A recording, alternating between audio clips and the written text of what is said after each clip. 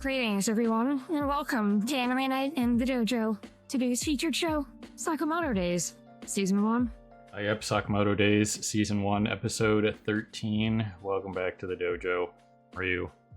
That's Sage, we're back for more Anime Night in the dojo, and well, I got all the Patreon stuff set up, and we're good to go, so the link to the timer reaction will be in the description of this video, and anybody interested in that can go check that out. And for all future reference, and I'll mention this next week too, is the intros, like this section, will be on both videos.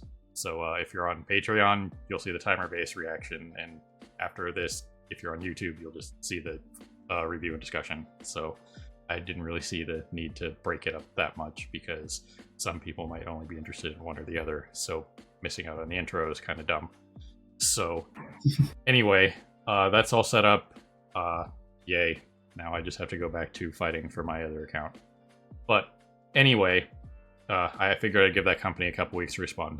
They're not going to respond. I already know what kind of shit company they are. So anyway, as for Sakamoto Days, Shin and Lu are in the middle of their fight with one of the convict guys. That is Shin over there, flat on his face after learning that he was super low ranked. But I believe Heisuke and Sakamoto are probably going to go do a thing and maybe run into one of the others, or at least check on them, and that fight might end in a draw or something like that, based on the stuff that we speculated on last week with Lu potentially getting her upgrade for upgrade's sake, that kind of deal. So we'll just have to see. But starting the second half of the season here,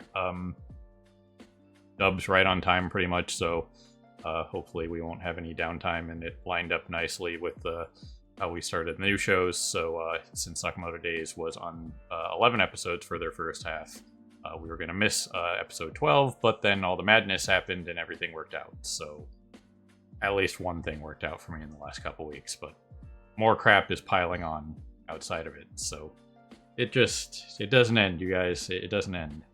But anyway, I'm excited to see how this fight turns out.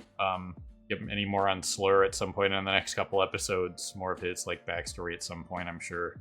And yeah, just more of the madness. So we're gonna go ahead, push some buttons, and see what's up with this week. So if you're on Patreon, we'll set up the timer stuff here, and if you're on YouTube, we will see you on the other side of the edit for the review, or the review and discussion. So here goes some. Well, alrighty then. Pretty much nailed it on the prediction of Lu getting her, well, Shin referred to it as triad drunk, which, just because your dad had a high alcohol tolerance doesn't necessarily mean you're going to. It's been something he developed, but we're just gonna, let that one slide. This is probably gonna be her, like, standard state of, oh, yeah, if I drink pure ethanol, very, very Mallory Archer. She's able to just completely kick into that, next gear of power that we saw there. Fight sequence was interesting. Shin overloading himself makes sense, considering his power is more, up here than just like physical, so he could just like overtax it and that kind of thing. So that's kind of unsurprising, but we had to figure there had to be something that happened to force Lu back into the fight, which, there you have it. That's what that was. This guy really, really took some damage to the face, didn't he? Landed right on the frame. But yeah, I think they kind of nailed that serial killer mentality for this guy. So yeah, that was one of those things that it's just like, oh man. I don't want to die. I haven't lived enough. I want to live and try to kill more people. Yeah, bad ends are only cool when other people have them. Yep. So they definitely nailed it with that one. So it was definitely quite an interesting sequence for the rest of this. He got in the wrong cab, which well, really sucked for him, but yeah, we know that the order was out there. We saw, these two getting their like luck drawn lunch or whatever. And Nagamo, which something we mentioned at the end of the reaction, during this like lunch session here, he calls them and he's like, yeah, I'm on the tail of one of them, basically. I know where one of them is. So if he wasn't with the guy that uses the garrote wire, I'm like 90% sure that it's Nagamo posing as Sakamoto's wife, or he's like there. You know what I mean? We talked about that in the at the end of the reaction there. So if that's not him, I'll be surprised, because that's like his gimmick. And if he wasn't on the other guy with the garrote wire, then that means he's on the like crushing meatball guy. So yeah, he's either on a part, the wire guy, and we just didn't get any indication that he was. In which case, Shaltier, no, not Shaltier, I'm freaking randomly caught a thing out of the corner of my eye. In which case, Sakamoto is the one who's there at the convenience store, but most likely it's Nagano at the convenience store, just pretending to be the wife. Right. So I'll be surprised if it's not him, because that really seems like his gimmick, something he would do. So he already said right there that it doesn't seem like a throwaway line. If Nagamo says he's on somebody, I'm gonna believe the guy. So once again, he's on one of the two. It's just a question of whether or not he's gonna fight the Crusher guy, or he's gonna fight a part. Right. But the most likely seems to be part. Not a part. I mean, Crusher guy. Yeah, because just that's how they kind of framed it. You know what I mean? It'd be kind of weird if that wasn't the case, just because of his personality and how he just blatantly does what he does. So either way, but once again, the last time we saw Sakamoto was at the convenience store, but we already got the thing with Keisuke that they've like already split up to go look for them. Yeah. So chances are Sakamoto's not still at the convenience store. Right. He's probably off with Keisuke, and they'll probably end up spotting a part while he's leaving wherever he went and betrayed the fuck out of Slur. Right. Even though Slur seemed to be okay with the whole situation, which, again, during the reaction there, we mentioned that I mentioned that. Well, I mean, that guy got turned into parts before, technically, so maybe you can just put him together like a Lego figurine or something, and he was still conscious and not dead while in pieces, and we could see like interlocking pieces of his body that somebody could just come and just put him back together. So it's kind of one of those things where you probably have to like kill his brain, I guess, to end him, kind of deal. Yeah, like that so far seems to just basically be his gimmick. It's just that he's not particularly a threat, but there doesn't seem to be any way to kill him currently, so he's just gonna kind of be the guy who just keeps getting freaking bodied. Right. It's in the world of assassins, you need the cockroach guy that has some weird gimmick that he doesn't actually die, kind of deal. And I guess Part didn't want to confirm the kill there, and he had better things to do, so he's moving on. It doesn't check the phone call either. Who does that? But oh yeah, in general, it just seems like he's the cockroach guy here. He's kind of an absurd exception, where, like, generally speaking, if you dice someone into 15 pieces, you don't really need to check. Yeah, I suppose. But either way, this whole sequence with these two was pretty solid. I got to give those guys props for probably not going to land on it, but the two like tourists who tried to pick up the briefcase, and it was like somebody trying to pick up Mjolnir or something. It's like, yeah, you can't do that. Yet the briefcase was suspiciously up on its side and out of the way when she got there. Right, which again, it landed in the middle of the path, and the tourist guy was like trying to pick it up from here, but whatever. Just not everything is going to be like perfect continuity. It is what it is. But I'm kind of surprised that we got as much backstory on this character here as we did, because they just went in after literally 3 minutes later. So, well, I mean, we got some reasonable like character establishment for Saw as well. The friggin' guy that Shin and them fought. Yeah. So, I don't know. Which so far all of the killers' names are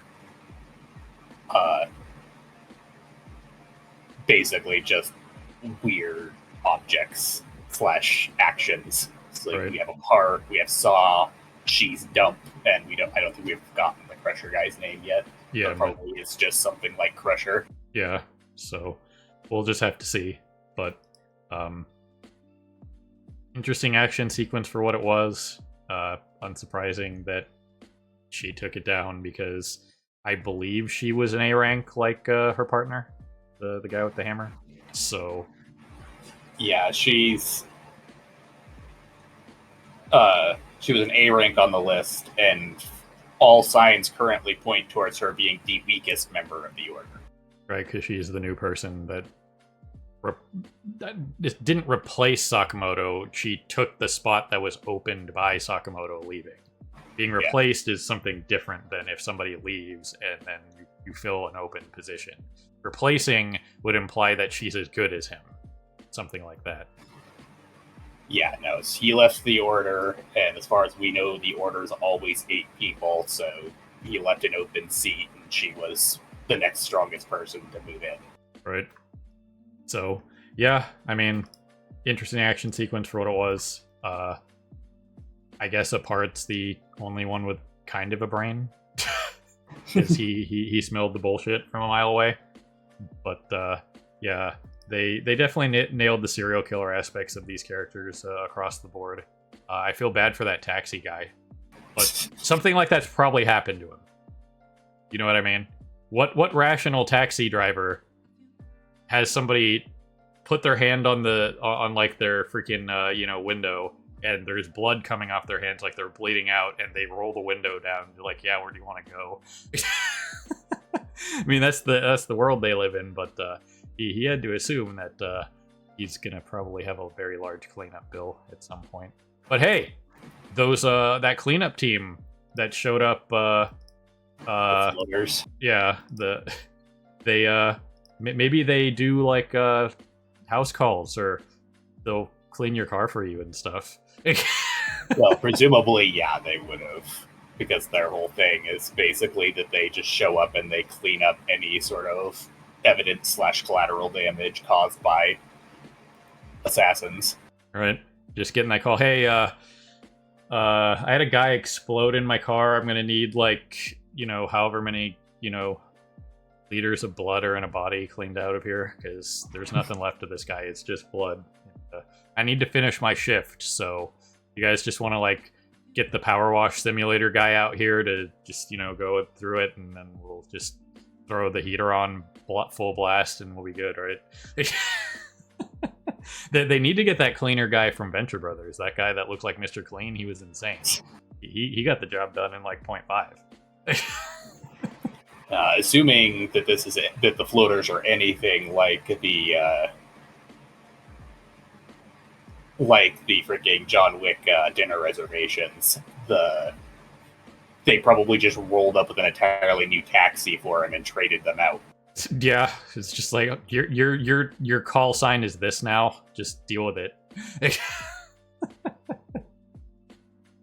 You changed call signs like 3 times in the last month. What happened? Well, people just keep getting blown up in my cab, okay?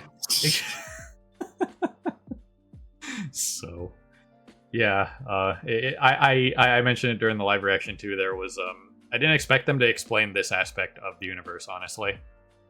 Like, I figured they kind of just like gloss over that, and at some point I was going to bring it up. Like, you ever think you guys think that they're going to bring up like how stuff gets fixed? I mean, they mentioned like the stuff at the mall kind of deal, how they like repair them all by doing those like events and stuff like that that are like tailored for assassins and stuff like that, and they get the fundraisers, and that's how they like, you know, clean up the mall and like fix it up and like maintain it and stuff like that. So they had something like that, but I figured that was going to be it for that kind of like random, just like side lore of the universe kind of deal. But why not throw that in there? It makes the universe make slightly more sense, as opposed to just the classic everything is going to be fixed by next week and nobody explains why kind of deal. Well, like, once again, even in John Wick, we still got the freaking dinner reservations crew introduced. They didn't go into like any real explanation to them. They just showed them, and that was how you knew what they were. Right. I mean, you could figure it out by whatever. Just like, oh, those are the people that do that. Yeah, whatever. Yeah, John Wick was far more show don't tell than, you know, Shin's immediately busting out the exposition when they showed up here. But they still did the establishing of I don't think we ever got an official name for them even, but just the dinner reservations. Right. So yeah, once again, the pacing of this episode was pretty solid across the board. You know, a bunch of different things happened. Pretty much got everything we needed for this. I guess Slur has a plan that doesn't involve the serial killers actually winning, which is unsurprising. Yeah, there's kind of as a distraction to probably allow them to get more information on the order, something like that. So yeah, they're just diversions that are meant to drag the order out. So he's either planning some form of attack on one of the order members while they're exposed, or he's going after some like association facility that he needs the order to be away from. Right. Because they can't exactly protect a facility if they're all out looking for the serial killers. Again, the serial killer mentality there was pretty great. It's like, yes, you're just a monster. It's like, takes one to know one? She's a professional hitman. You're just killing people for fun, basically. Those are two different things. Yeah, no, they're both killers. It's just Dump kills people for the sake of killing people. Meanwhile, Osaragi kills people to maintain order. That's why she's part of the order. Yep. So it's always kind of interesting to nail that mental state of like they're not going to be probably in the right mind, generally speaking, when it comes to stuff like that, especially somebody on death row. In case you guys forgot, these 4 people were already on death row, so they've already committed several heinous crimes and had a serious body count or meatball count or heart count when it comes to the other 2. Yeah, like Lou's comment of like, I'm going to remove a finger for every person you killed. I was just sitting here thinking to myself, like, he probably doesn't have enough fingers for that. You going to call the freaking healer from I Parry Everything to reattach the fingers and just like cut off his index finger like 67 times? But then she just went full forearm. Well, she didn't cut his forearm off entirely. Shovel to forearm is not going to feel great. So, yeah. We got the power-ups that we talked about. It'll be interesting to see how Shin develops his stuff. Age mentioned during the live reaction there that Lou's personalities are like very like 7 dwarves kind of deal. So it'll be interesting to see if it's just like we'll get the others, or if it's just now she's just gonna bust out the ethanol and be triad every time.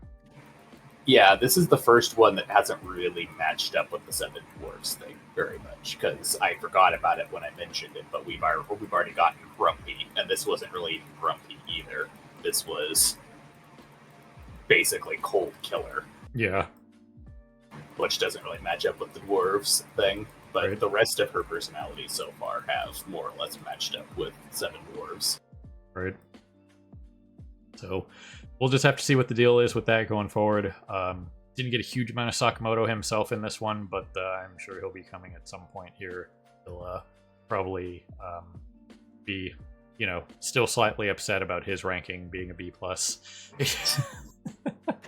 Yeah, once again, I imagine based on like skill sets and whatnot, that he'll be the one to fight apart.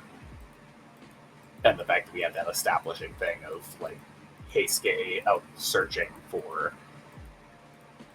the killers, and last thing we knew, he was working directly with Sakamoto. Right. And he's just conveniently in Tokyo Tower.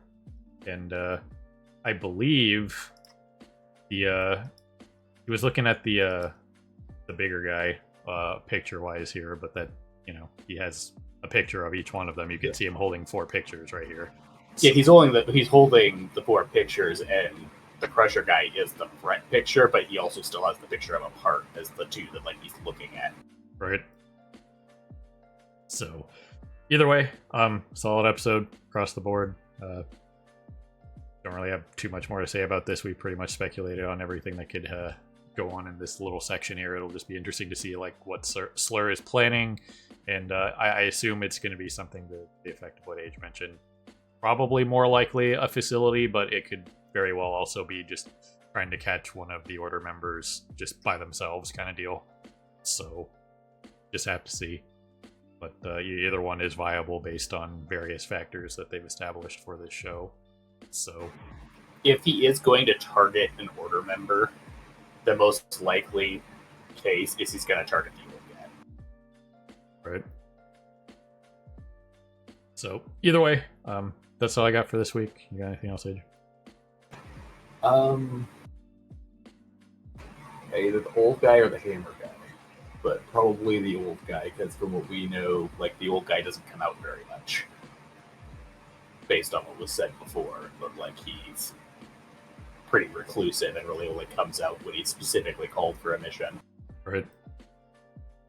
So, anyway, ladies and gentlemen, people of YouTube beyond ever watching, we always appreciate you stopping by and hanging out with us here in the dojo for more Anime Night in the Dojo. And this was Sakamoto Days, Season 1, Episode 13. So, good morning, evening, afternoon, whatever it is for you. Have a good one. See you next time. Hey everyone, Victoria here. If you enjoyed the video, please consider pushing those like and subscribe buttons. Your support is greatly appreciated. Thanks again for your time, and we hope to see you again in the future.